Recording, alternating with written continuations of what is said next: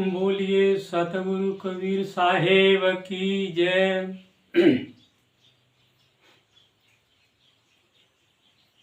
रमेनी 8। सतगुरु कबीर साहब कहते हैं, तत्त्वमसि इनके उपदेशा, ये उपनिषद कहें संदेशा। इन ब्रह्मज्ञानियों का उपदेश है वो तत्त्वमसि है, और उपनिषद में भी वो विस्तार पूर्वक लिखा हुआ है।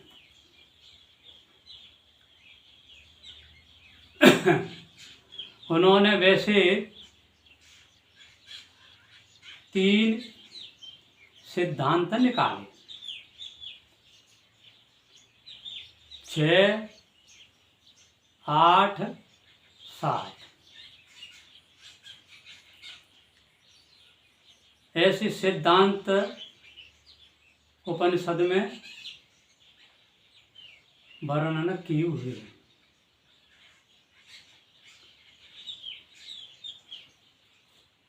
तम त पद वाच्य जीव रूप, तब पद वाच्य ईश्वर रूप, 80 पद लक्ष्य ब्रह्म रूप, अथवा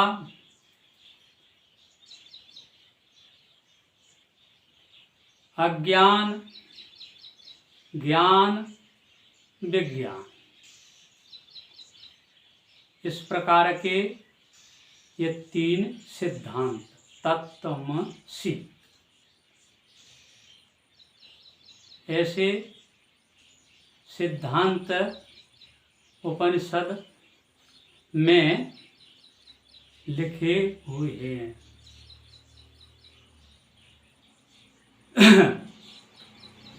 उपनिषद कहें संदेशा, इनका संदेश पूरा उपनिषद ग्रंथों में लिखा हुआ है।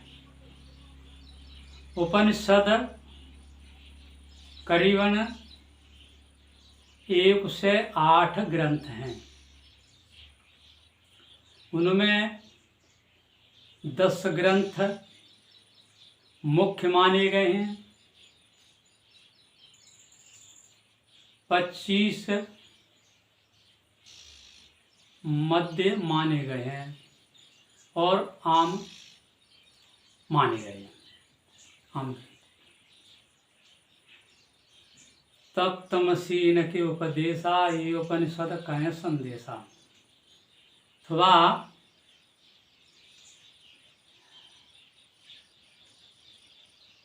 छांदोग्योपनिषद में उसका कथा लिखी गई है।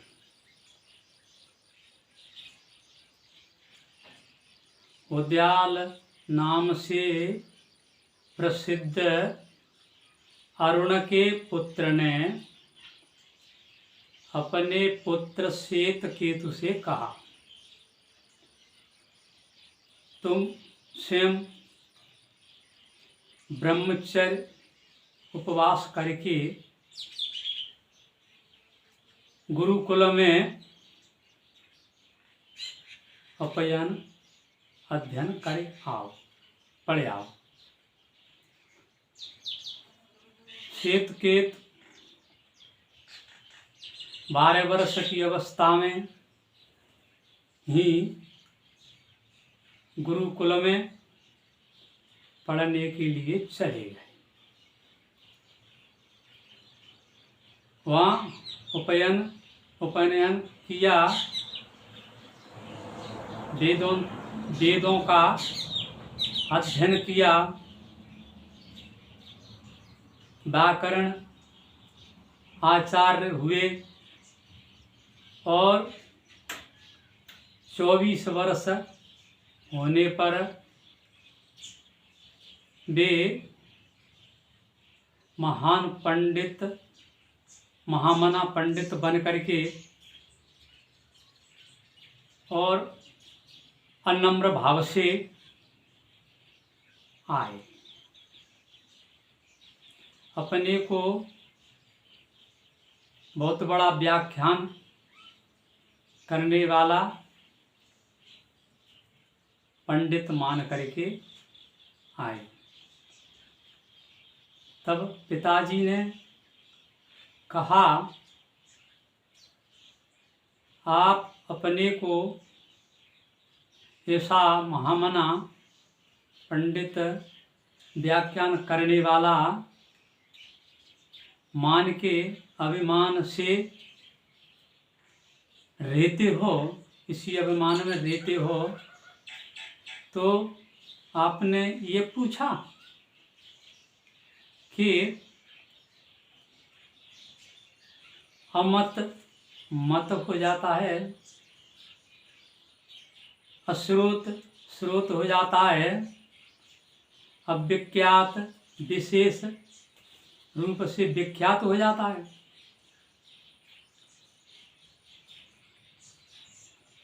तब श्वेतकेत बोला कि ये क्या, वो कैसा?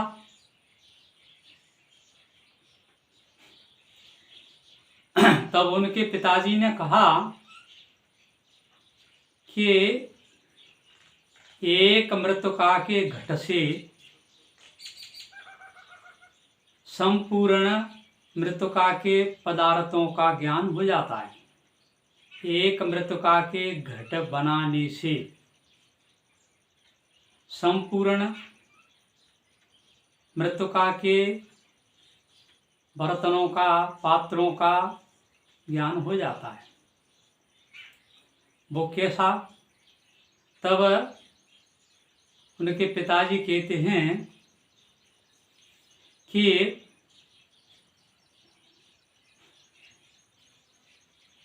ब्रह्म ज्ञान। श्वेतकेत आप ब्रह्म बनो अथवा तुम ही ब्रह्म हो, ऐसा समझो। ऐसा कह करके तत्त्वमसि का उपदेश सुनाया। सो आगे चल करके वे विख्याता हुए। आगे सदगुरु क्या कहते हैं, यह निश्चय इनके बड़ भारी, वाई का वर्णन करे अधिकारी। यह निश्चय इनके बड़ भारी। जो ब्रह्म ज्ञान के सुनने वाले लोगों को, ब्रह्म ज्ञान की व्याख्यान करने वाले लोगों को यह निश्चय हुआ,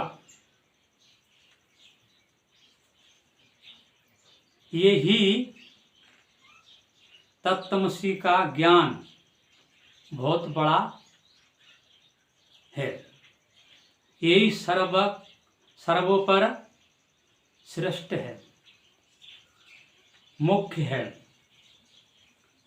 यह निश्चय इनके बड़ा भारी, वाई का वर्णन करें अधिकारी। जो गुरुपद के अधिकारी थे, वेदों उपनिषदों के अधिकारी थे, वेद की वेदांत स्मृति है और उपनिषद है, तो इन ग्रंथों का जो अधिकारी थे उसी का वर्णन उन अधिकारियों ने किया। वही तत्त्वमसि का वर्णन खूब गा करके, बजा करके, प्रवचन करके और सामने ग्रंथों को रख करके पढ़ करके दूसरे को सुनाया। भाई का वर्णन करे अधिकारी। परम तत्व का निज परमाना, सनकादिक नारद सुख माना। परम तत्व परम तत्व परमात्मा एक निश्चित है। परम तत्व का निज परमाना, परम तत्व का निज परमाना में ही परम तत्व परमात्मा ब्रह्म रूप हूँ, ऐसा उन्होंने निज स्वयं ही ब्रह्म मान लिया। परम तत्व का निज परमाना, सनकादिक नारद सुख माना। सनकादिक ने नारद को यही तत्त्वमसी का ज्ञान सुनाया, पढ़ाया, उपदेश किया। तो इन दोनों ने, सनकादिक ने पढ़ाया, नारद ने सुख माना, मगन हुए, खुशी हुए। तत्त्वमसी परम तत्व का निज परमाना, सनकादिक नारद सुख माना। नारद ने अति सुख माना, समझा कि मैं कृतार्थ हो गया।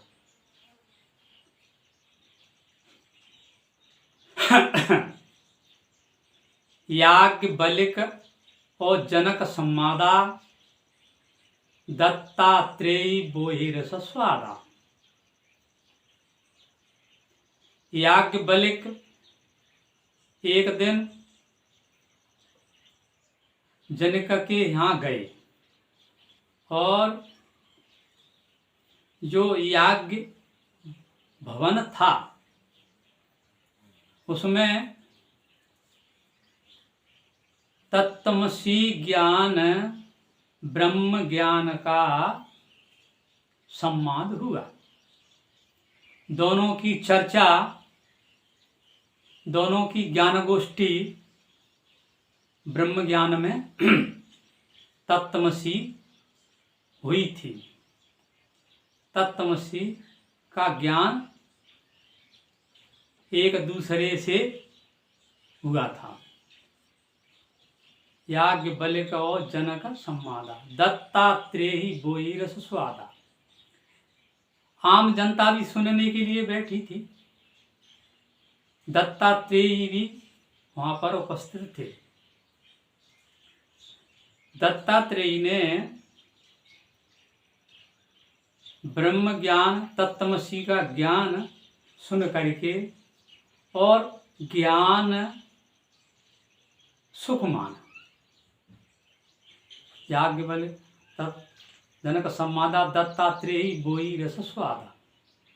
उनका रस ज्ञान, ब्रह्म ज्ञान का रस रहस्य उनने अपने अंदर ले लिया। दत्तात्रेयी बोहि रस स्वादा। दत्तात्रेयी मुनि ने वही स्वाद को अच्छी तरह से ग्रहण किया। ब्रह्म ज्ञान का रस अपने में ग्रहण किया, लेकिन इसी में सब उलझते चले गए। आगे तो रमेनी है। रमेनी का अर्थ ही ये होता है कि सब लोग उसी में रमते रमण होते चले गए, उसी में रमे। आगे और क्या है? वो ही बात राम वशिष्ठ मिल गाई, वो ही बात कृष्ण उद्धव समझ आई। वो ही बात राम वशिष्ठ। जब राम वशिष्ठ मिले, वशिष्ठ को राम शिष्य भाव में जाकर के मिले, तब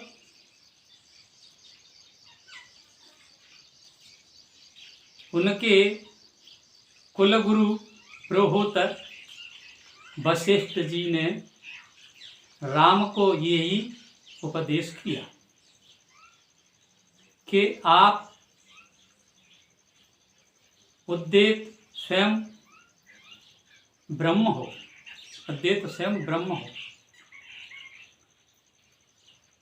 और आप ही ब्रह्म बन के और जनता का उपदेश करो। याज्ञ बलि वो बात राम वशिष्ठ मिल गई। फिर वही बात राम ने भी वही ब्रह्म ज्ञान का तत्वमसि का उपदेश देना शुरू किया। वही बात राम वशिष्ठ मिल गई। दोनों ने मिलकर के वशिष्ठ ने योग वासिष्ठ में इसका विवरण को विस्तार से लिखा हुआ है। वही कृष्ण वही बात कृष्ण उद्धव समझ आई। वही बात वही तत्वमसि का ज्ञान कृष्ण ने उद्धव को समझाया, सुनाया। उद्धव कृष्ण के चाचा के लड़का थे और उनके सखा भाई उनके भाई रिश्ते से थे। इस प्रकार भाई को उन्होंने तत्वमसि का ज्ञान खूब सिखाया। वही 3 तरह का ज्ञान, 3 सिद्धांतों का ज्ञान, 6, 8, 7 का ज्ञान। तत्पद, तमपद और यशपद। इसी को कृष्ण ने उद्धव को विस्तार पूर्वक खुद सिखाया। उसका प्रमाण श्रीमद् भागवत में भी लिखा हुआ है। वो ही बात जो जनक दिड़ाई, देय धैर्य विधेय कहाई। वही बात जो जनक दिड़ाई। एक समय महाराजा जनक ने अपनी राजसभा में ब्रह्मज्ञानियों की सभा जोड़ी थी और ये पर्ची में आगे बोर्ड में लिखा गया था कि जो घोड़े पे सवार होता है, घोड़े पे सवार होता है तो वो घोड़े के रकाब में पैर रखता है। उतनी समय में यदि कोई मुझे ब्रह्म ज्ञान का उपदेश देगा, बस मैं उसी को गुरु बनाऊंगा। राजा महाराजा ऋषि मुनि तपस्वी बहुत से लोग गए थे और ये भी था कि अगर प्रसन्न का उत्तर नहीं लगेगा तो उसको जेल भेजा जाएगा। और प्रसन्न का उत्तर अथवा मुझको ब्रह्म ज्ञान का उपदेश इतने समय में करेगा तो उसको जो मांगेगा सो दिया जाएगा।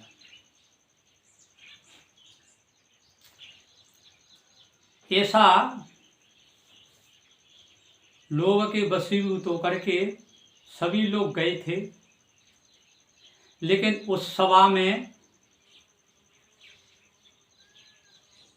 अष्टावक्र भी थे। तब अष्टावक्र ने उसके कान में उपदेश किया। क्या उपदेश किया? अहम ब्रह्मास्मि। बस इतने में ही उनको उपदेश हो गया, तू ही ब्रह्म है। अहम ब्रह्मास्मि, अहम तू ही ब्रह्म है। ऐसा वही बात जो जनक दिड़ाही अष्टावक्र जी ने वही बात जनक के हृदय में दृढ़ कर दिया। फिर राजा जनक अपने को विदेह मानने लगे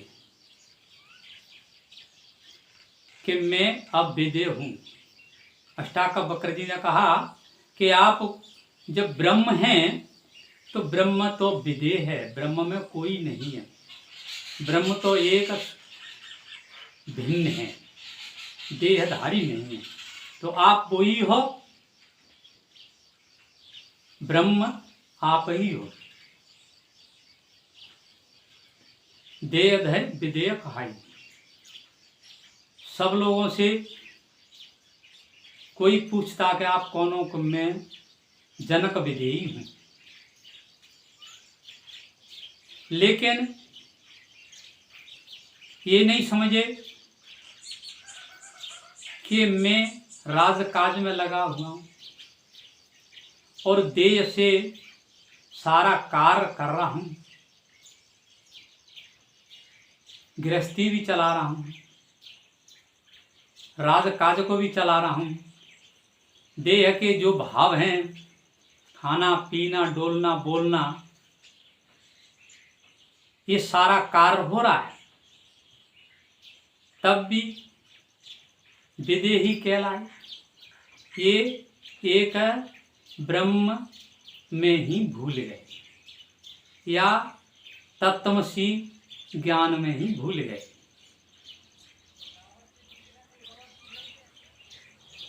देह धर के और विदेह कहाना अच्छा नहीं।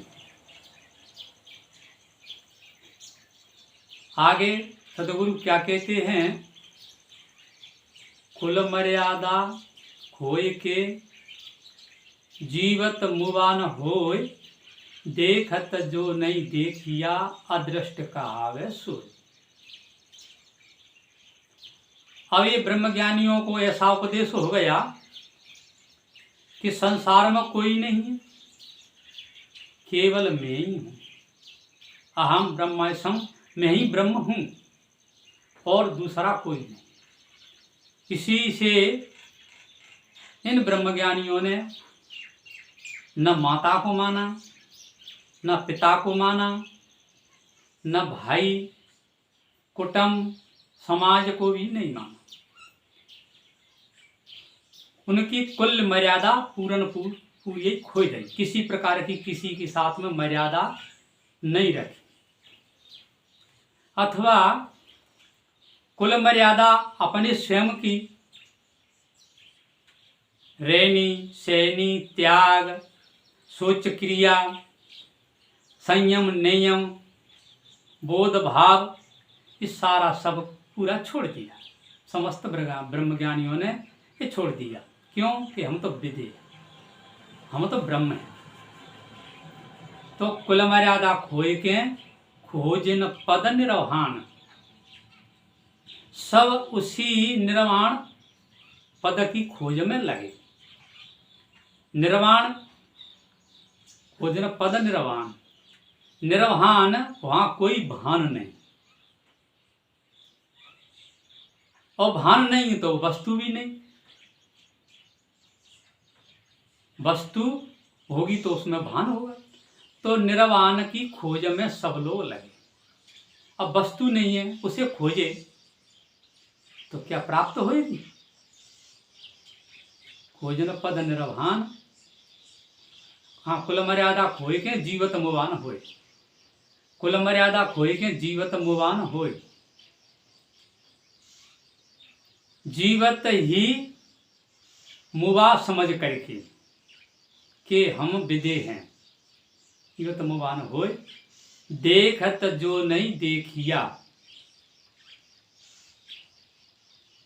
देखत जो नहीं देखिया अदृष्ट कहा वैसो। अरे तुझको देखते देखते आज तक कोई दिखा नहीं, तो अब उसको दिखा नहीं तो उसे अदृष्ट कह करके पुकारने लगे। दृष्टि में नहीं आया तो अदृष्ट कह के पुकारने लगे, लेकिन लगे उसी लगन में। अथवा सदगुरु सच्चा उपदेश करते हैं उसमें कि देखत जो नहीं देखिया। अरे तू स्वयं चेतन अखंड अविनाशी चेतन जीव है। अचल तू, अविनाशी तू, तो ये तू खुद ही देखने वाला है और ये नहीं समझ रहा है कि देखने वाला, सर्व संपूर्ण सिद्धांतों को मानने वाला, संपूर्ण वेद शास्त्र ग्रंथ जितने हुए सबको बनाने वाला मैं हूं। चेतन जीव ही तो ये जीव की सत्ता से ही मनुष्य खानी के जीव के हस्तलेख संपूर्ण ग्रंथ हैं। तो ये नहीं देखत जो नहीं देखिया, खुद करते हुए कार्य को ये नहीं समझ रहा है कि ये सब कला मेरी है, मेरे वेद ग्रंथों की कला मेरी है। देखत जो नहीं देखिया दृष्ट कहा वह सोई। उसको पारक बोध न होने से, सच्चा शोध बोध न होने से ये अज्ञानता की दशा में पहुंच करके अदृष्ट, उसे विवेक रूपी नेत्रों से कोई वस्तु जानने में नहीं आए। क्यों कि विवेक रूपी नेत्र बिना पारक के, बिना सदबोध के, बिना सदविचार के विवेक रूपी नेत्रों से नहीं देखा जा सकता है। इसीलिए पारकहीन सब जितने वर्णन कर चुके हैं वे सब अंधकार, अंधविश्वास और कल्पना में ही लगे रहे। बस इसी वचनों पर मैं अपना विराम